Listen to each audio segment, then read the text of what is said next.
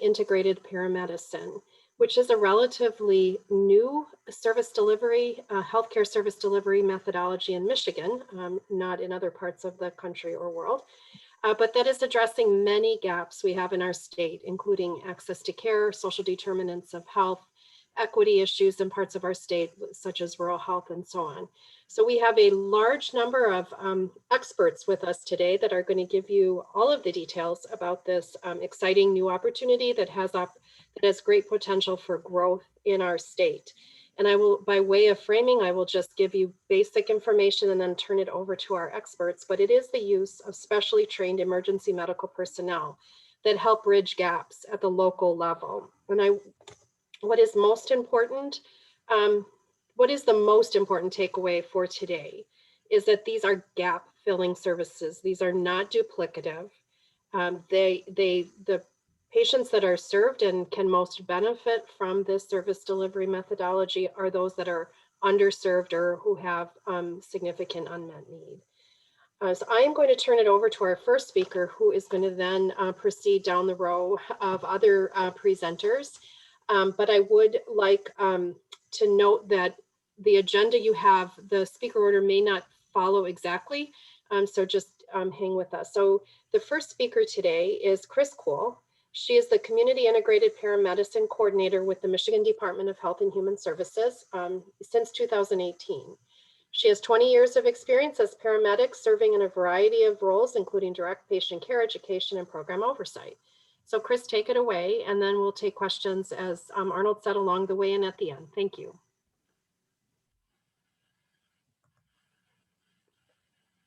Hello, everyone. Thank you for joining us today. We're going to hopefully expand your knowledge of community paramedicine. I'm sorry, there we go. So, as Kathleen said, in 2018, we received a grant from Michigan Health Endowment Fund, the state EMS office did, to establish the practice of community integrated paramedicine in the state of Michigan. This is not a new concept. The footprint for community integrated paramedicine spans across the globe. In the United States specifically, about half of the states have some form of a program, but there is no state that reports zero activity. Everyone's at least having a conversation about this. When we began this project, we didn't want to reinvent the wheel, so we spent a lot of time investigating what other states were doing, what other programs looked like. And one of the things that we noticed right off the bat is that the regulatory structure for EMS in Michigan is quite unlike the majority of the states. In the other states, a lot of times they will have an EMS medical director, which some of our agencies do too, but they hold a different role. They serve as what we have in Michigan as a medical control authority physician. So that 1-to-1 ratio of one physician per agency, sometimes they have more than one agency, gives them the ability to really customize things for their communities, and they don't have to run through the same structures that we have in the state of Michigan. The structure that we have is great. We have continuity of care and consistency, and we all speak the same language. So it's nothing against our system. It's just what we saw in other states we couldn't easily replicate. So we have 87 counties, 63 medical control authority zones. Some zones have more than one county in them, and it's one physician per medical control authority zone. So we have 63 physicians to over 800 agencies and 29,000 personnel. So you can see how we need a infrastructure built to sustain all of our work. So what community paramedicine is, as Kathleen says, it's a gap filler. It is a utilization of an untapped resource, EMS. It involves a lot of collaboration with other entities. It is continuity of care, and we really focus on marginalized persons and populations and underserved persons and populations. Some examples of things that you may see in a CP program. patients who are discharged from hospitals who sometimes they refuse home health care services. They don't want individuals in their home, generally speaking, but they do allow paramedics in their home. So we see a side of society that a lot of people don't see, and the public trusts us. So we go into places where there's hoarding, there's food insecurity, there's pests, there's deplorable situations, but we come in every time to serve their emergency with no judgment, and so they're more likely to let us in when they won't let other entities in. So the follow-up for those who refuse, sometimes there's a gap, but the patient might require a helping hand before home health services can actually come in 3 or 4 days. There are opportunities with primary care physicians to send CPs out for patients that don't make their appointments or aren't compliant. Substance use disorder is another big one. We are able to intervene with patients and help them figure out where they're at and then connect them to the appropriate resources when they're ready. We meet them wherever they are in their recovery, excuse me, in their recovery phase, or if they are still going to be using, we can discuss safer use, needle exchange, things of that nature. Excuse me, Chris, are Another you showing possibility Clark right is now? partnerships with long-term care facilities where they have patients that have to be transported to the emergency department for a relatively minor procedure. The community paramedics can go into the facility and assist with that, complete it. And then we also have populations of patients that, like with cardiac rehab, diabetes, self-management, things of that nature, where a lot of people are lost to follow-up, and the community paramedics can assist these other agencies in locating the patients and having conversations with the patients, figuring out what the barriers are, why they are not completing their prescribed care. Other services that CP programs may be involved in: mass testing and vaccinations, community outreach programs, in-home education, health screenings. It really runs the gamut. What community paramedicine is not is an answer for everything, and it is not duplication or competition. In fact, we were asked in the beginning how we were going to navigate with home health care services, and actually they're a very strong partner, very strong partner. A lot of times we can get patients that originally refused home health care. We can get them turned around and do a warm handoff to get them into home health care. So we collaborate. When we started this project, our goals were to establish this as a practice, but we knew we were going to have to standardize some things. We were going to need to make it flexible and scalable, replicable, and sustainable. So the first thing that we worked on was standardizing language. If you read articles from across the nation, you'll hear mobile integrated health, community paramedics. Sometimes they're used interchangeably, and they were even used interchangeably here within the state. So we created some standardized language. Community integrated paramedicine is the umbrella term, and it encompasses mobile integrated health and community paramedicine. Now, mobile integrated health is more of an enclosed team. A lot of times they will get their patients from a healthcare plan, or they will work primarily with a hospital, but it's a large team with dietitians and physical therapists and social workers, and EMS plays a small part of that team. With community paramedicine, this is EMS driven, and we still collaborate, and we can still do the same things as mobile integrated health and follow up with patients from hospitals, but the breadth of what they do is much wider and is much more community driven.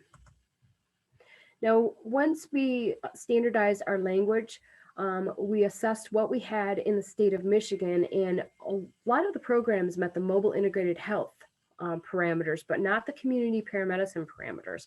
So we started out with this list of 6 programs. 3 of them closed shortly after I arrived at the state. And it was usually because of they were only working with a hospital and the hospital couldn't fund it anymore, or they had some leadership structure changes and they were going to reestablish at a later date. So the three that are highlighted in green are the three programs that when we started, we had as true community paramedic programs. And as you can see, it only served the lower part of the state. Our next step was to standardize education. There was most people who were community paramedics had gotten their education from an out-of-state online college called Hennepin Technical College. Within Michigan, we had Huron Valley Ambulance Center for EMS Education, which you'll be hearing from HVA, or Emergent Health Partners, shortly. We replicated what they were doing, combined it with a national curriculum, and we have 2 more sites in the state of Michigan to provide education right now. We standardized a minimum curriculum that these 3 entities are testing. We have our first community college, which will be wrapping up a class. They're in their clinical phase right now. And then we will all meet and make sure that our curriculum is what we want it to be. Then we created a protocol suite for clinical protocols so that everyone is on the same page. The program protocols that we have, these are all approved by the Quality Assurance Task Force. These dictate how a program runs. These have to do with safety, how you document, who's the medical director, who you could take medical orders from. And then we have procedures and treatment. The ones that I have highlighted, pretty much every single program adopts fall risk reduction assessments, because unintentional falls are the leading cause of hospitalizations in our state, social determinant of health assessments, and medication audits, and then the general assessment and care protocol under treatment. Specimen collection and vaccinations are also very popular for programs that are just starting up. Now, this is how we decided to make it scalable and flexible. These procedures and treatment protocols are not mandatory. This is different than the general EMS system, where we have a suite of protocols and everyone is expected to use all of the protocols in whatever situation. These are non-emergent calls. So if a medical control authority, that physician that I spoke of before, decides that the agencies within their MCA are going to work on, let's say, urinary complaints and asthma care, then they may also adopt a procedure protocol that has to do with urinary catheters. They don't have to adopt all of these. And this is really where we get it so that they are providing care that is needed in their community and by their partners. So scalable and flexible, as I mentioned before, the scalable part, Wayne County, as you know, 1.8 million people, 3,000 per square mile, has much different need than Keweenaw, where it has 4 people per square mile, has different resources. So we can't set up a model that is so strict that it will only work in one type of geography. And replicable. We streamlined the special study application because right now all of these programs are running as special studies. We're working on formalizing everything, but we have to have the education in place and all of these things before we can formalize it. So we streamlined that, and we were able to provide mini grants to promote education and startups of programs throughout the state. And this is what we have now. We have, as you can see, we really tried hard to get into the rural areas. So the dots that are green are programs that are up and running. The ones that are black are probably going to come online in March or April. And then the orange dots are currently in the LCC class. And then the purple dots are still finishing up some clinicals. They're not done with their classes yet. So the final piece is sustainability. And we're working very hard at having conversations with the appropriate people to educate them on the potential for healthcare savings with community integrated paramedicine. But so sustainability will be our last piece, unfortunately. We need to make sure that we have appropriate data, evidence-based practices, and that we have this standard and replicable for all areas. We did get a second grant, and that will run 2020 through 2021. We're going to work on our education infrastructure because, as I said, we only have 3 places in the state of Michigan right now. We need to get the education to the places that need these programs. And then we are working very hard on our documentation and data collection. The systems that are set up in EMS were not set up for documenting long-term care or repeat visits. It's just acute care. So we're working on building some elements, and we're working with a Michigan Health Information Network, Health Information Exchange. And we're paying attention to like the Gravity Project and things of that nature so that we have the correct elements for social determinants of health. So a piece that I had mentioned before was the substance use disorder protocol that we have that some agencies are electing to utilize if it's needed in their area. We hired an EMS opioid outreach coordinator. Originally, it was just for community integrated paramedicine, but now he deals with all things opioid for EMS. So I am going to turn it over now to Anthony Pantaleo so he can tell you a little bit more about that specific area within community integrated paramedicine. Thank you, Chrissy, and good afternoon, everybody. Thank you for joining us. I'm just going to briefly spend a couple of minutes talking about the substance use disorder and opioid use disorder piece of the community paramedic and some of the EMS projects we have going on in regards to that across the state. Like Christy mentioned, I was brought on board. It's been a year and a half or just over a year and a half ago to focus on developing a piece for opioid use disorder and opioid follow-up using the community paramedic programs.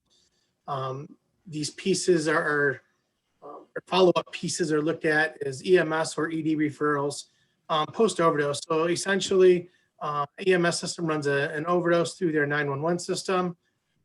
If you go back one slide there, runs an overdose, and then the community paramedic would receive a referral either within their own EMS agency or from an emergency department to follow up with those individuals who have overdosed to provide a means of that gap to treatment or other treatment resources that within their specific communities.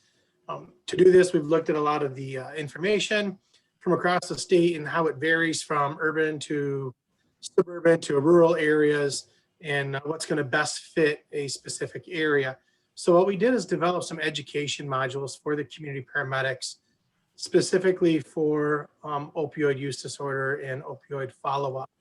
And again, these modules were developed to be very flexible, like Christy had mentioned, with community paramedicine, as Macomb and Wayne counties' needs are much different than, say, something in Clare, Mackinac, or those other rural counties that we have. So we have 11 modules we have developed that cover everything from current statistics and stigma reduction, harm reduction techniques, to opioid use, patient assessment techniques, and some key indicators and findings that they may have there. And it's really geared to what does that area specifically need? What does that agency or those community paramedics, what are the education modules that they're looking for to work with peer support and other resources in their area to do these follow-up visits? Go ahead and go to the next slide. In addition to that, what we've recognized is, as Chrissy has pointed out on the map, the community paramedicine agencies, we have 3 that are up and running. We have several that are upcoming. So we've also looked to expand through some other partnerships and some other protocols. We have the EMS Leave Behind Naloxone protocol that was passed and approved later in 2020. We're getting several areas of the state on board with that right now, going through training and getting naloxone in the hands of EMS providers to leave behind in the case of an overdose. Most recently, we have the QRT, the Quick Response Team grants through MDHHS, and the MODA funding, the Michigan Overdose Data to Action grants. We have some of those that are going to be partnering with community paramedic and EMS agencies. One you're going to be hearing from here in a little while. We did some training with them last week, actually, one of the community paramedic programs there to do some overdose follow-up. They're just getting started with that, and I'm really excited to see where it goes. But the really interesting piece of this, we've developed a lot of other partnerships. Michigan Center for Rural Health, they have 3 different consortiums that they have put together. The Northern Michigan, the Southern Michigan, and the Eastern UP cover several counties and specific areas that are all rural that have been hit hard by the opioid crisis. That don't necessarily have community paramedic programs right now. So we're looking to expand these resources and availability. The MIREMS, the Michigan Rural EMS Network, they're developing a program for the entire UP called Beyond the Save. It's also working with the Eastern UP. So we have a lot of overlapping projects in EMS in general to focus on the opioid crisis along with those community paramedic programs that are up and coming. So, Chrissy, I will turn it back over to you. We do not have questions at this time. We were going to thank you. Let me start by saying thank you to our MDHHS partners for that information. We don't have any questions in the Q&A right now. So Chris, why don't you go ahead and introduce the next group of speakers? Okay, thank you. Next, we will have Ron Slagle. He is the Vice President and CEO of Emergent Health Partners, and Jason Fair, who is the project manager with Emergent Health Partners. This program that they're going to discuss, as I said before, and that there was a map, and I'm sorry, I see now that my slides weren't showing as I was speaking. They were one of the three programs that we started with. HVA and JCA are 2 of those 3 programs, and they belong to Emergent Health Partners. They are the longest running and most robust program that we have in the state of Michigan, and they also have one of the education centers that provides CP program. So all of the wonderful information that you're about to hear from them, I just want you to realize that they have been at this for a while. This is not what CP programs look like when they come right out of the gate. So, and with that, I will turn it over to you, Ron. Thank you, and good afternoon, everyone. Thanks for joining us. So a little bit more about who Emergent Health Partners is. We are the parent company for 4 nonprofit ambulance services serving 12 counties of Michigan along the I-94 corridor. We have about 850 employees, and we respond to over 150,000 ambulance calls each year.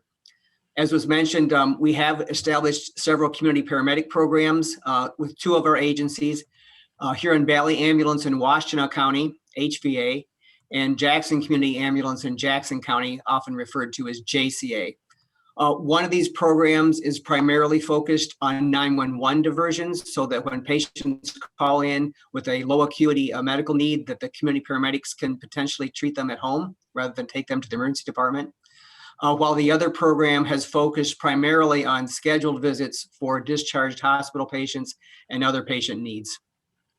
Both programs have partnered with other community stakeholders to solve other health and social challenges that our patients encounter.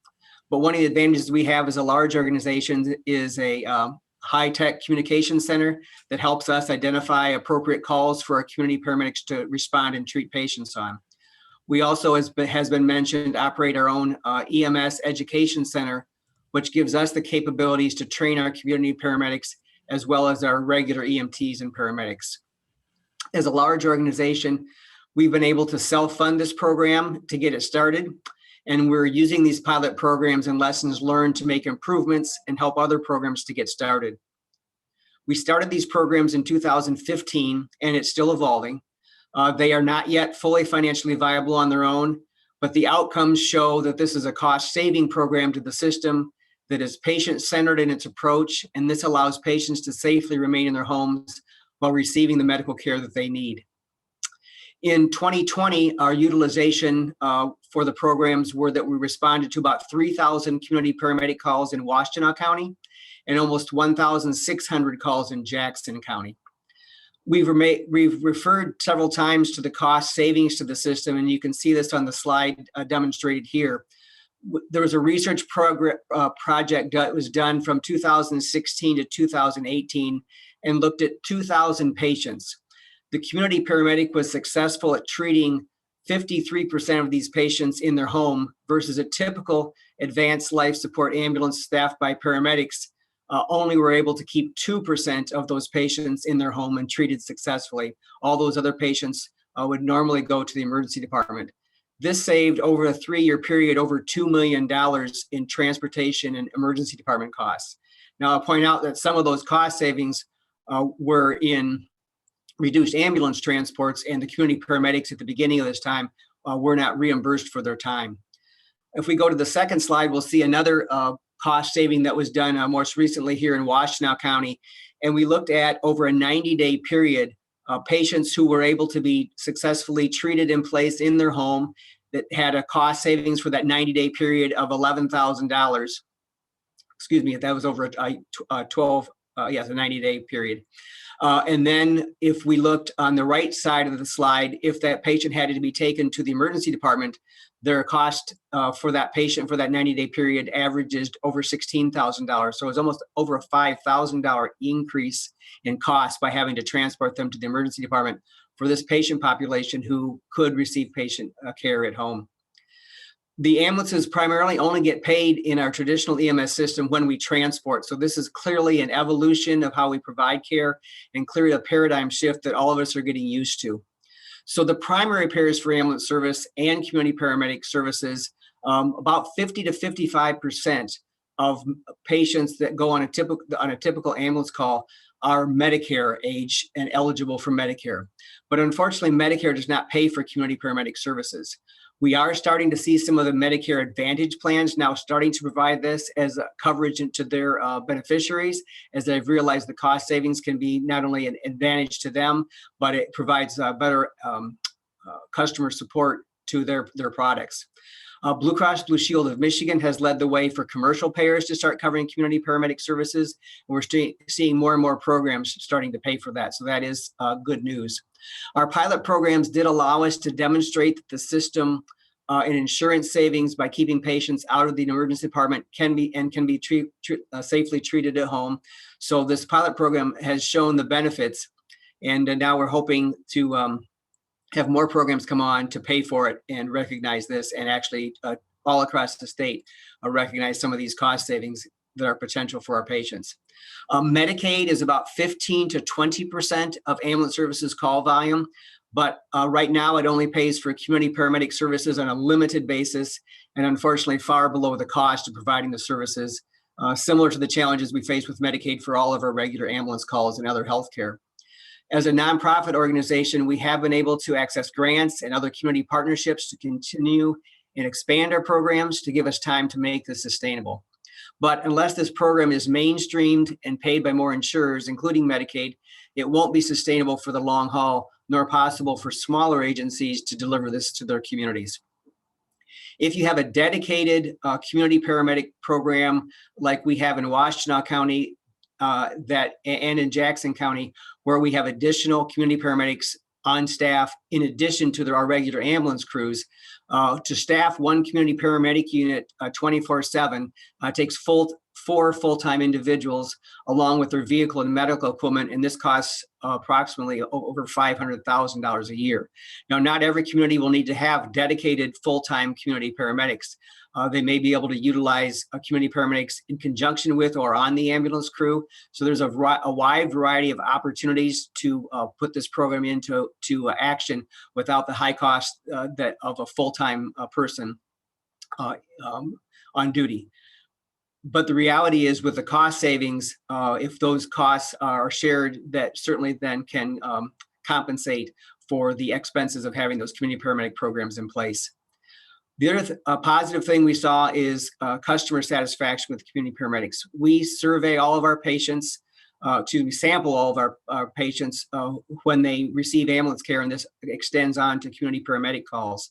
The likelihood to recommend that someone else get community paramedics from our existing customers who've received community paramedic services is 95%.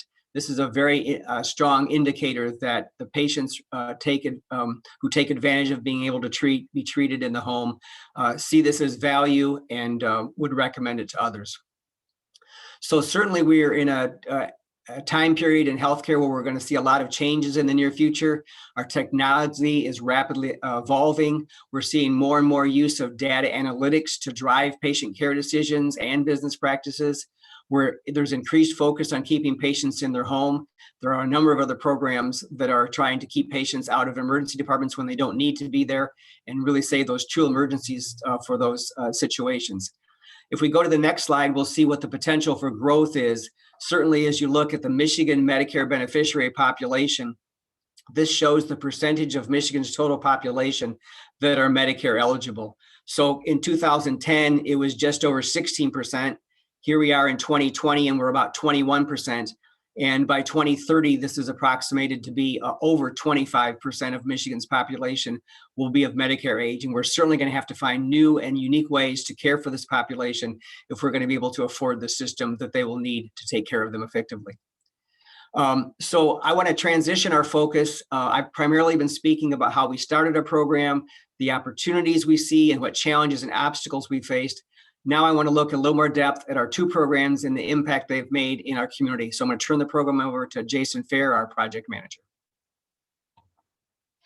Thanks, Ron, and thanks to MSU folks, the MDHHS folks, and definitely Michigan Health Endowment Fund, and all the attendees. We appreciate you being here today. Chris, how are we doing on time? Are we keeping track of it?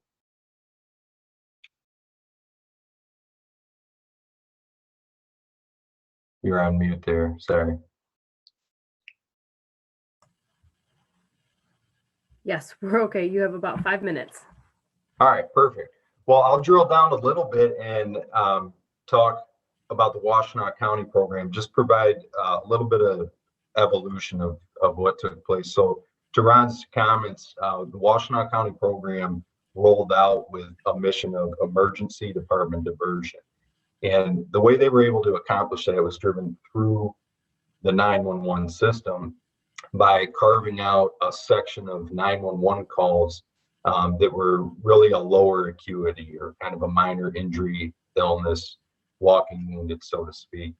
And what that allowed in the onset was to build upon the training that they received to a broad demographic. Children, middle-aged, older adults, and all different types of socioeconomic factors. So through that experience and exposure, they saw what we see in most healthcare, which is the majority of the patients served tended to be older adults. And so that kind of took the program down a natural evolution of building upon the training they received, but really starting to specialize in this niche area of older adults. That built a skill set which allowed the community paramedic program in Washtenaw County to then support and show value to skilled nursing home facilities. And as of today, that part of the pie for the program makes up about 30% of the volume that we do in Washtenaw County. We also were able to connect with home healthcare and complex patients, which makes up a smaller mix of the pie, but also really specialized on the skills. And again, we see a lot of that patient population to be older adults. A couple of programs that the community paramedics have been able to take part in and support at a smaller scale have been providing some home safety assessments, going into a patient's home and, as I said, make sure that they're safe there, connect them with services that they might need to remedy any immediate danger.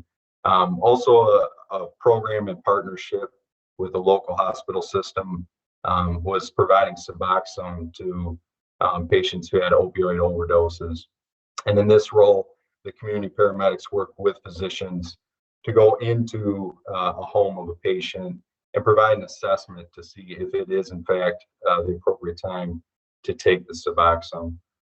They built on that to take on business for evidentiary blood draws. They partnered with community mental health to fill some gaps there on referring patients to the appropriate resources. And recently with the COVID epidemic, our community paramedics have had the opportunity to support monoclonal antibody studies. So just a little bit of the evolution. There's so much to talk about. I'll just kind of segue to an excellent partner that we have by first providing one short story. And this is really where we can illustrate value in the community paramedics. There's a particular patient in Washtenaw County, we'll call homebound, needed monthly injections of a certain medication. And in order to receive that, the patient was going to an emergency department to receive their care. The community paramedic program that had been led by Supervisor Val Mitchell since 2015, that supervisor was able to connect with the primary care physician, work in conjunction with the patient, and send the community paramedic to the patient's house. There were a lot of challenges for this patient, emotionally, physically, for leaving the home, getting to the emergency department, receiving their care. So there's a lot of patient value there.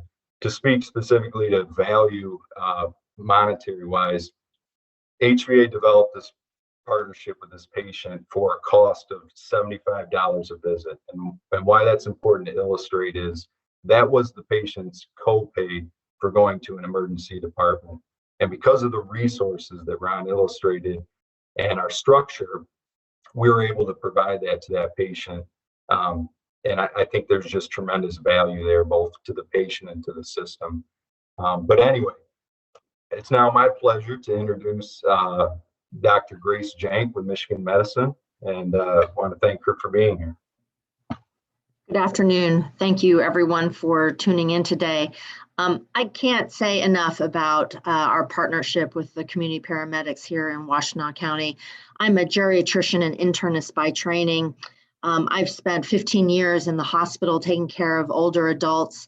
And when I moved to Michigan Medicine, I wanted to do something different. I wanted to see how we could potentially take care of older adults in place, especially those who could be taken care of in the facilities, in the nursing homes, or if they could be taken care of in the home. And community paramedics, this program has really allowed the patients to be treated in place where they are more comfortable, where they can be treated with more dignity. And it really is something that does need to grow over time.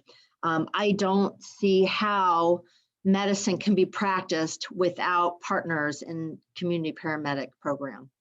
Like I said, I work clinically now in 4 of our local skilled nursing facilities here in Washtenaw County, and it isn't uncommon. I would say probably 1 to 3 times a week, I will personally ask the nursing staff to call for community paramedic help, because I know what's happening in the nursing homes, and you guys are all aware of staffing issues, the COVID pandemic, et cetera.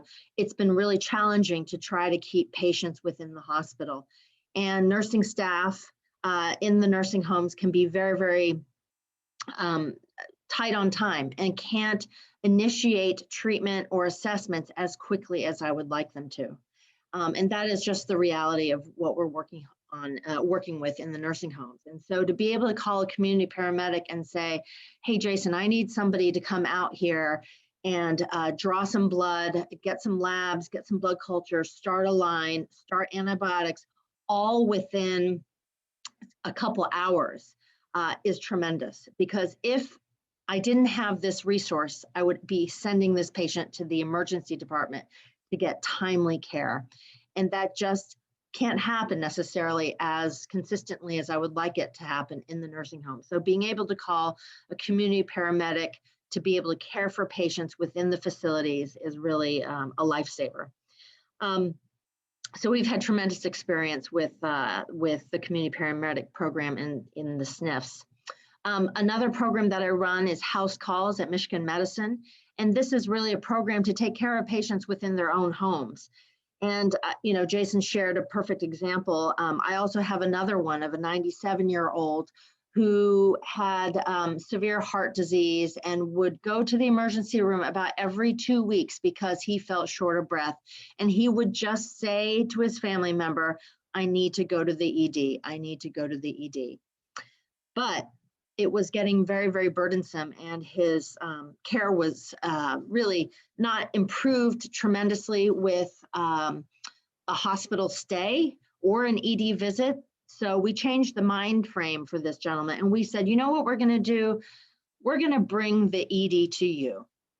And so one night I got called, and the patient was saying, I really need to go to the ED, but I had all the vital signs, and all the vital signs were all fairly normal. He was just very anxious.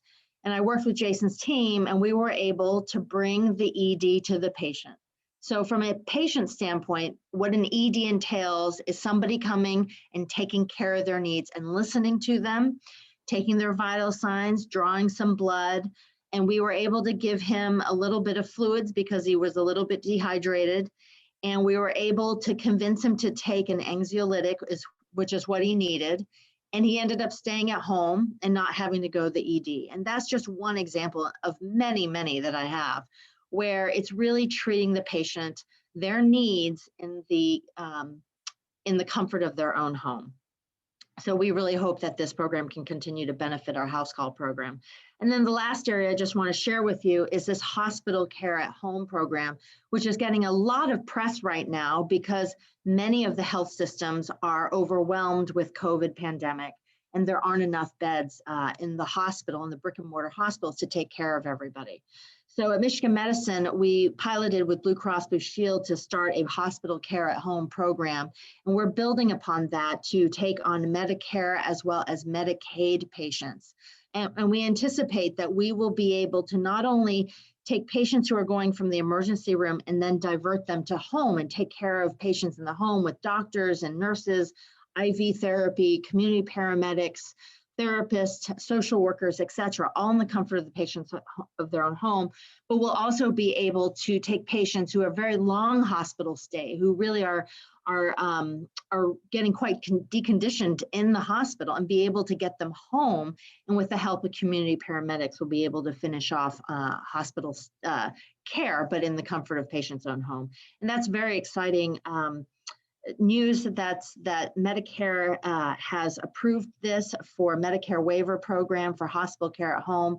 That will last through the pandemic, and we hope that it will go beyond that. But I do think that community paramedics is an integral piece of developing any of these programs, and we are really fortunate to have that in Washtenaw County to be able to build on these programs. Thank you. Thank you so much, Dr. Jank. Thank you. Next, we're going to look at the other community paramedic program that is under the Emergent Health Partners umbrella, and that is the Jackson Community Ambulance Community Paramedic Program. And now I'm going to turn it over to Carl Rock. He's the Vice President of Emergent Health Partners South Central Operations, where JCA is located. Thank you, everybody, and good afternoon. Like Ms. Cool said, my name is Carl Rock. I'm Vice President for Jackson Community Ambulance. What I'd like to talk a little bit about is the variation between the community paramedic programs in Washtenaw County versus the ones we operate here in Jackson County. The interesting thing is all of our community paramedics went through the exact same training. And what we found when we came out to the Jackson area with a strong relationship with our healthcare system here, we really delved into the mobile integrated health side of things.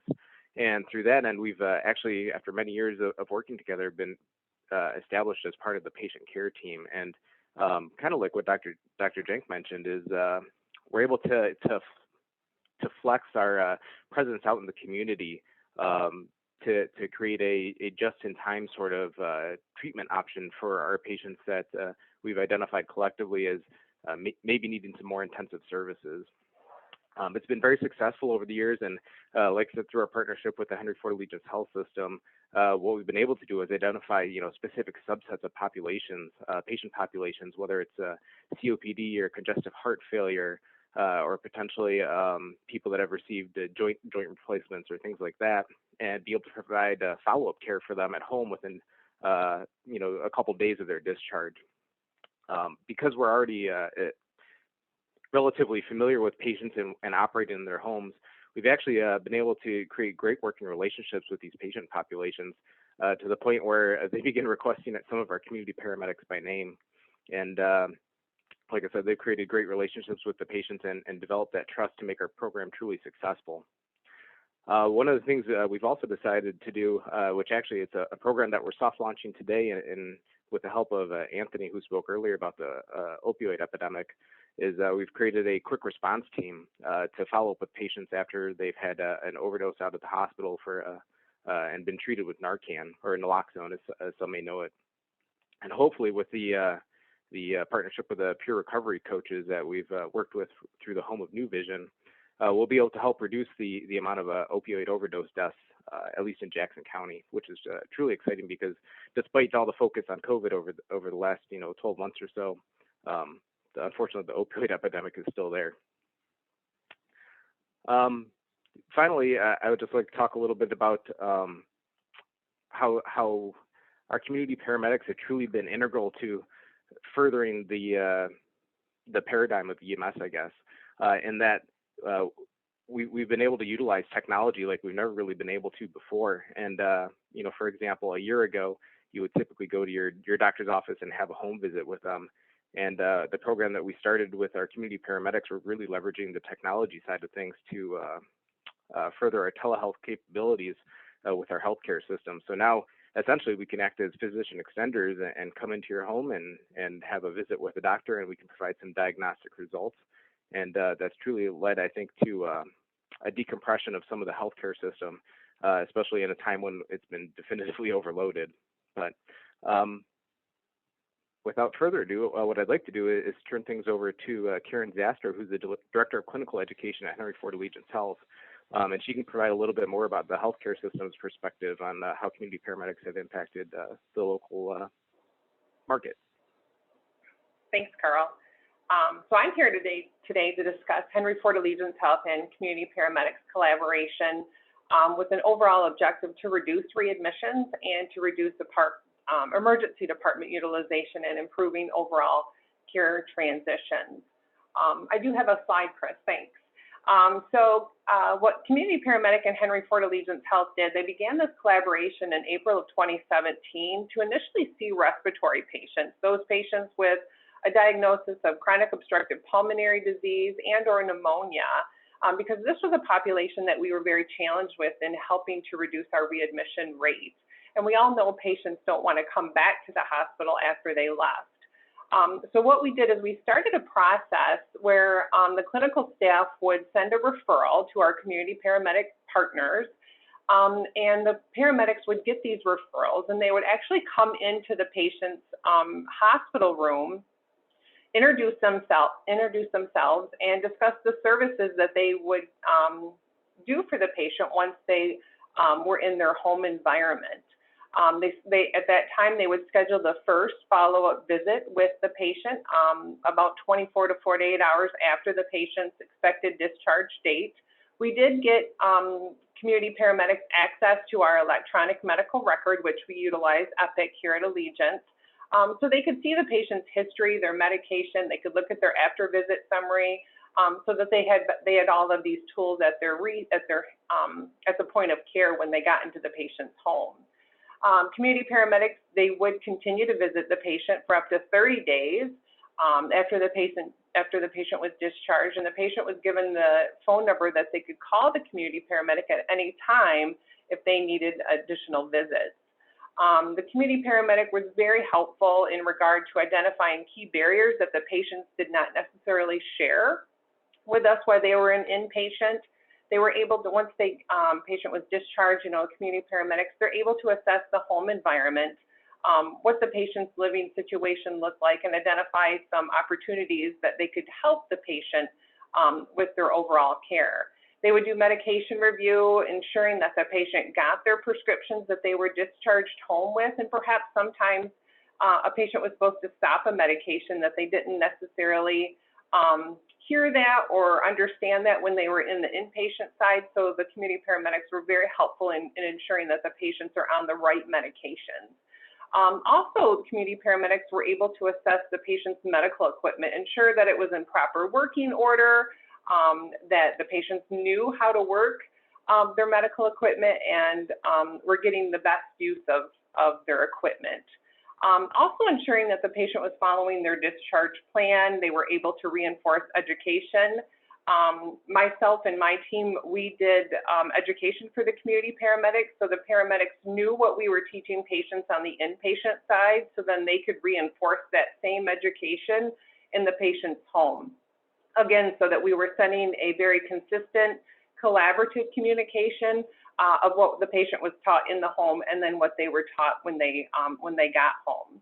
And then also the other key thing with the community paramedics to help us in our readmission reduction is early identification of deterioration of the patient. So when they would go in and do their follow-up visit, they could notice these subtle cues that perhaps a change in their treatment plan was needed or indicated, and they could contact with the emergency department physicians to get that change that was needed to ensure the patient could stay in their home, or even contact their primary care provider or a specialist to give them an update on the patient's current status. So then again, a treatment plan could be modified to keep the patient in their home instead of taking them back to the emergency department and then obviously causing another readmission.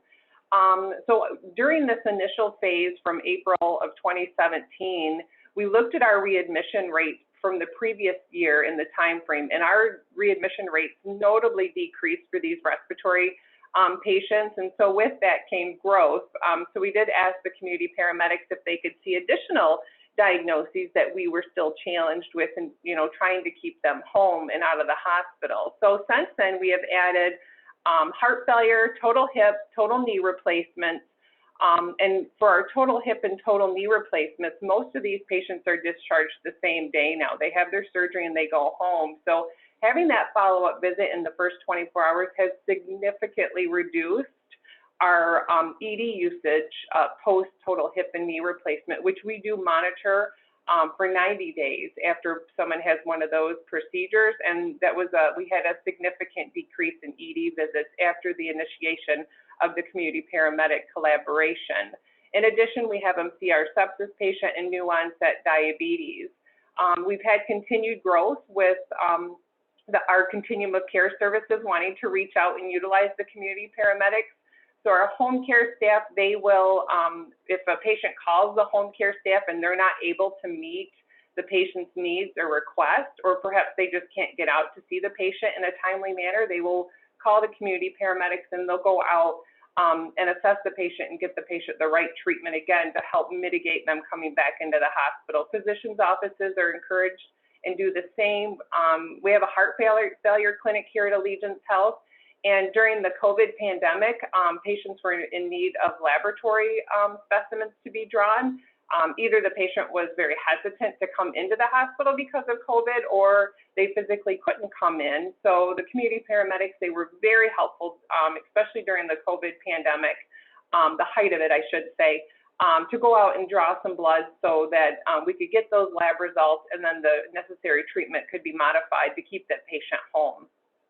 Lastly, the transitions of care nurses, the nurses that call our patients after they're discharged, if they identify an immediate need, they call the community paramedics to go physically out and see that patient. And then lastly, we have our emergency department who is discharging patients instead of admitting them for 24 hours, knowing that the community paramedics will come and follow up with them in 24 hours. So that's all I have for today, and I will turn it back over to you, Chris. Thank you so much, Karen. So now our last speaker for today is going to be Betsy Mcdavid. Betsy is a longtime paramedic 20 plus years, and she's also a community paramedic, and she wears both hats. She's both boots on the ground with direct patient care, and she's in leadership, and she has oversight of the Jackson CP program. She's going to talk about some things that we're not going to see in our data. It's not going to be benchmarks for us. The anecdotal stories that really drive home how effective community paramedicine is. Go ahead, Bets. Hi, everyone. I'm mostly excited about talking today about what it feels like to be a community paramedic.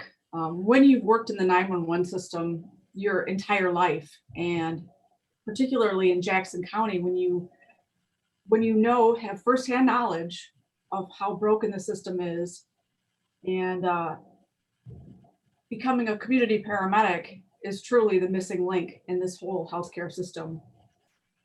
Let me give you an example of a patient example of this broken system. A patient calls 911, 70-year-old female. This is a true story.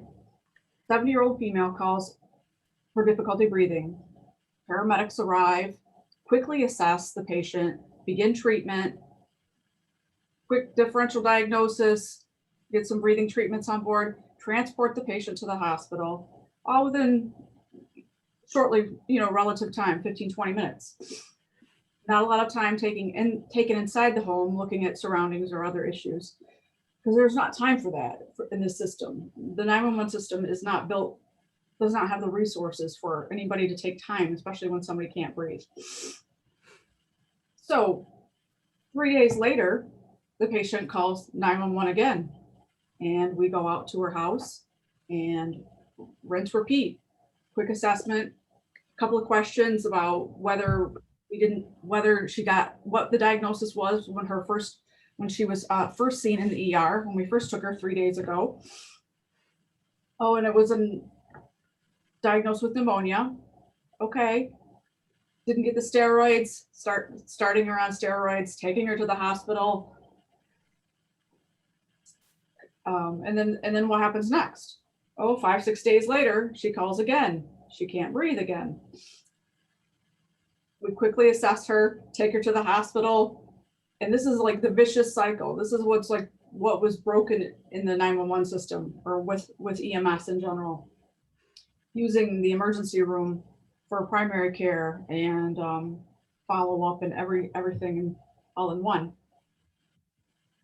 Once we got to become community paramedics, we got to go into that same patient's house and really search out and discover what's the problem here, what's causing the repetitive pneumonia. And we found that this patient had her nebulizer stored underneath her couch where her cats sleep, multiple cats. It's very rewarding to finally address what is wrong in the cycle, instead of just taking them to the hospital over and over and over again, and not really being successful in the system that's broken. EMS is built to be reactive, and community paramedicine is completely proactive. It's stop the emergency from happening in the first place. It's the most rewarding thing I've done in EMS, and I can't imagine the EMS system without it now that I've been doing this been a community paramedic for 4 years. What's the most extraordinary thing is how I don't know where we would be in this county, in Jackson County, had we not had community paramedics when this pandemic hit. Because the amount of services that had shortcomings and were completely unprepared for this pandemic is astronomical. The amount of calls for help that we received from different agencies, from Department of Health and Human Services, Adult Protective Services, hospice, physicians, the hospital, the list is endless. These agencies did not have the bandwidth. They couldn't go into homes where patients were COVID positive, the prison system. We were uniquely equipped to be able to go take care of a patient who was known COVID positive, keep ourselves protected, give them the care they needed because they weren't sick enough to be admitted into the hospital and they needed to stay at home because they're caregivers to somebody else. And then an hour later, half an hour later, go into the home of an immunocompromised person who is terrified to go to the hospital and they need some home treatment. They need some testing done, lab testing, and perhaps prescription pickup because they're terrified to leave their home. When Adult Protective Services told us that they weren't doing home visits during the pandemic, who was going to follow up and check on these vulnerable adults? Again, community paramedics stepped up. Hospice patients.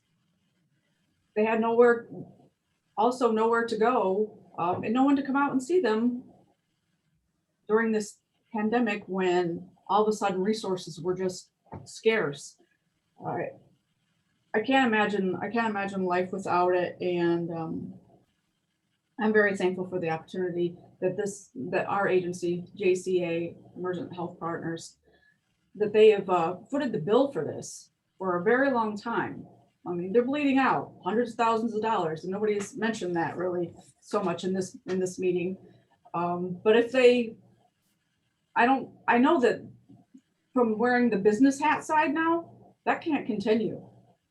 And that's terrifying to me. Knowing now what I know from all sides, that's pretty scary. So I do appreciate your attention today, and I hope that you take it to heart.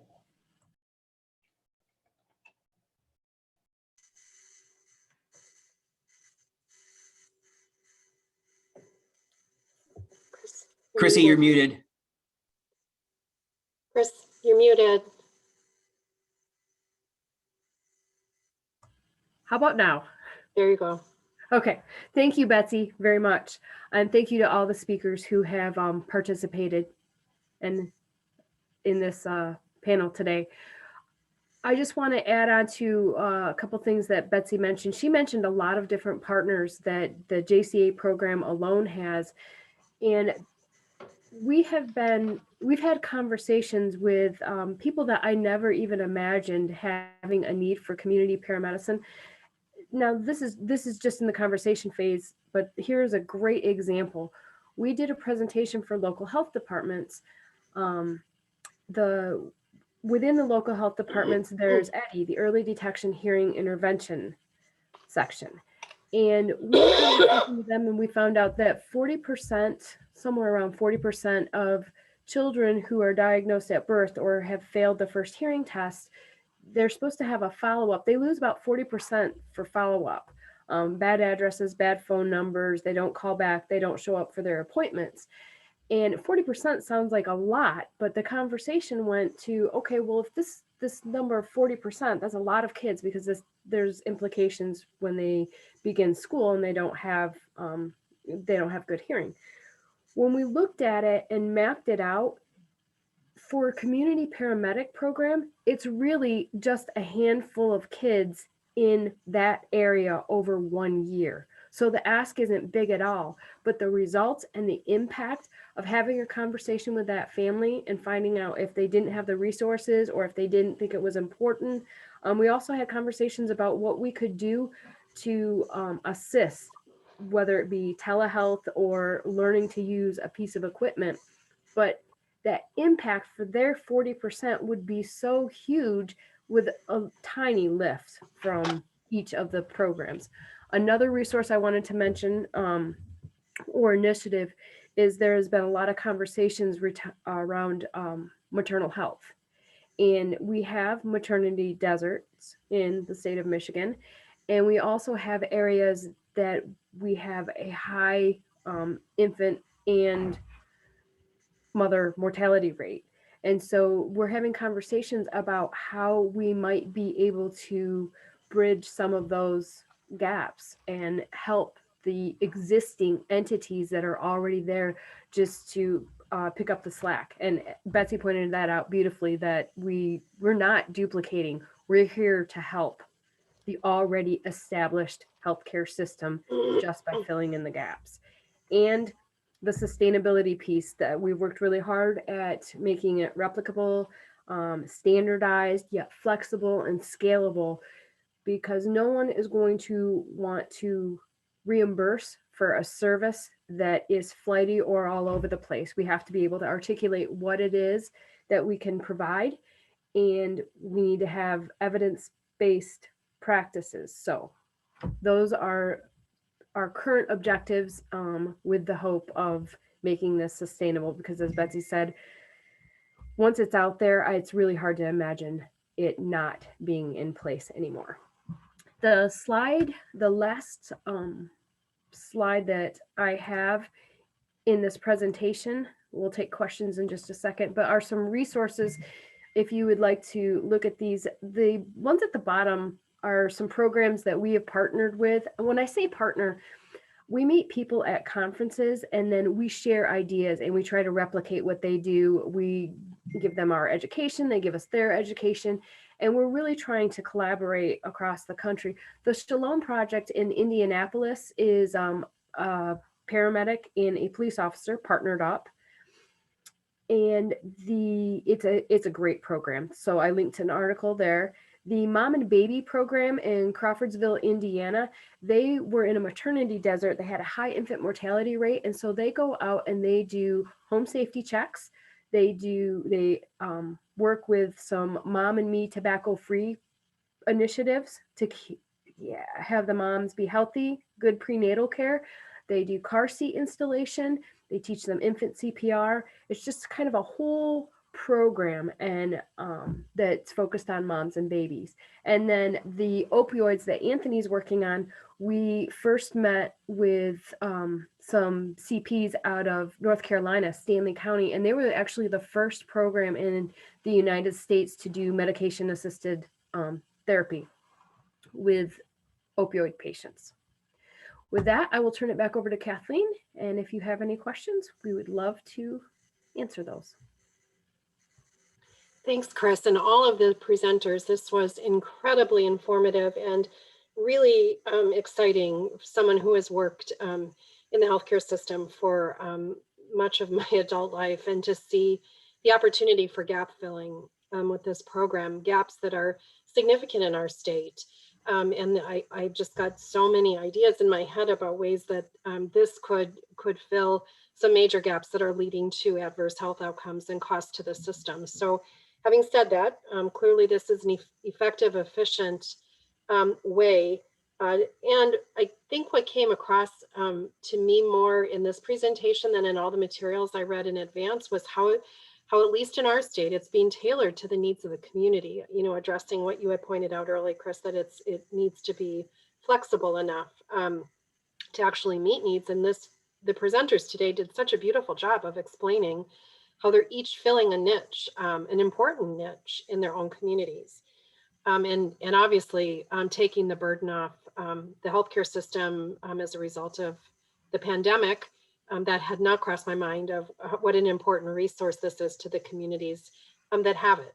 And so the question that's burning in my mind, we don't have any questions from our participants yet today, but the question that's burning in my mind, what are, to any of you, and Chris, if you want to take it, maybe you want to direct it somewhere, but what is the biggest barrier, or what are the biggest barriers that is keeping Michigan from having a more formalized program across our large and diverse and honestly gap-riddled state that other states have been able to figure out already? What is our major barrier? What are our major barriers? So we put in the work as far as the formalization and standardization. We have that package. We just need to reevaluate and make sure that it's perfect between the protocols and the minimum curriculum. So we are ready to formalize this, and we were going to take it to the EMS CC, the Emergency Medical Services Coordination Committee, in March for our strategic meeting, but that has been postponed to see what all of our stakeholders and constituents want. If they would like us to formalize this, we're kind of limited on our options, but the formalization is the first thing. Certifying isn't necessarily something that we can do. We will formalize it. That's our first step. We have all the pieces. We just need to move on that. The second piece is education. We need to have more education programs across the state of Michigan. And it is not something that can be taught by a paramedic. We bring in subject matter experts, nurses, physicians, things of that nature to teach us the non-acute part of caring for chronic diseases and specialists for substance use disorder, et cetera, et cetera. The biggest thing, those first two things are what we need to start spreading out the programs. But the biggest thing that we are going to need is sustainability. And on that note, Ron, can I call on you to speak to the sustainability part? Because as Betsy had mentioned, and I will reaffirm, it costs agencies, especially the majority of them are not established like the emergent health partners models. These are agencies that are paying to help their community. They're paying for the staff, they're paying for the rig, they are paying the wages for them to go out and do this work, and they're not reimbursed. So when people say sometimes community paramedicine is free, it's not free. It costs the agency to conduct the work. So the sustainability piece is the biggest. And with that, I'll turn it over to you, Ron, to speak on that.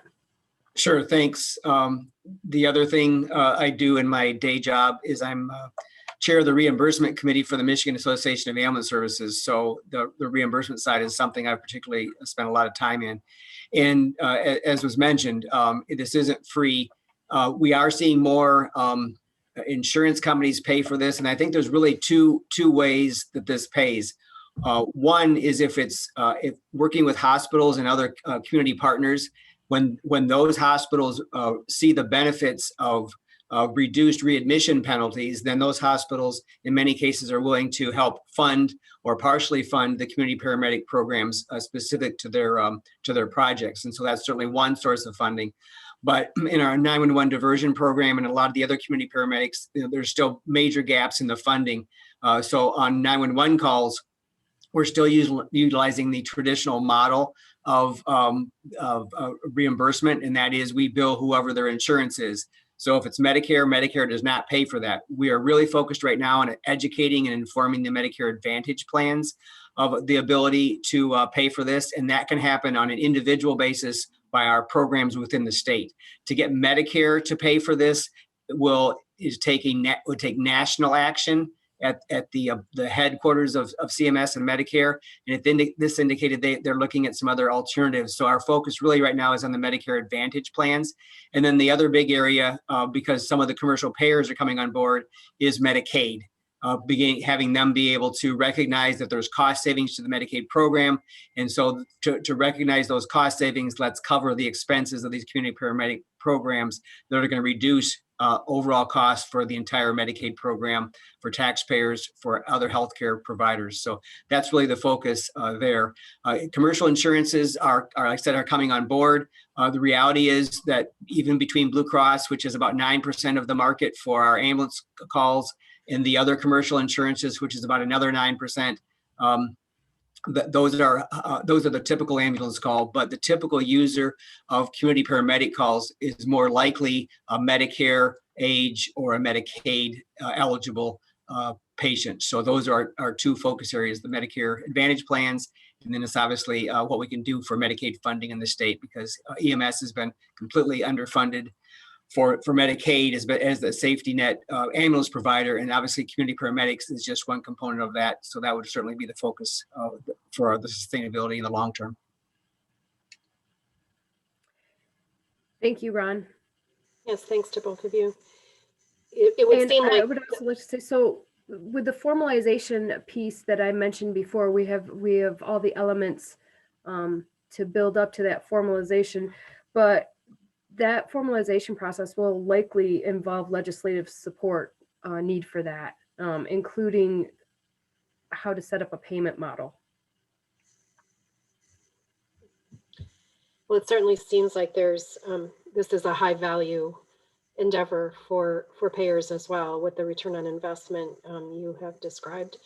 And hopefully we'll be able to document, because that's what it'll take for the payers, will be to see that the return on investment documentation too. So, do any of the we still have no questions from participants, so do any of the presenters have any last words before I wrap it up here?